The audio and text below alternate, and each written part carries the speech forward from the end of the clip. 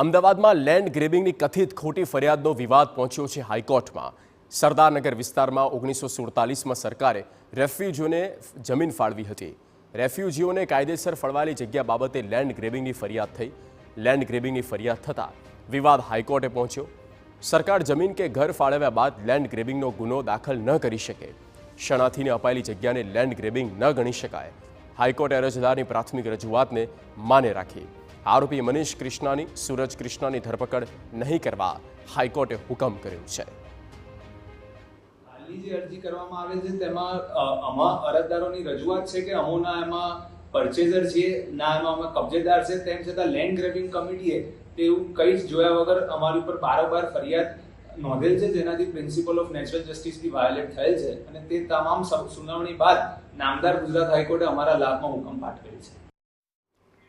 તો આ સાથે બુલેટિનની સમાપ્તિ હતું। સમાચાર માટે જોતા રહો ટીવી।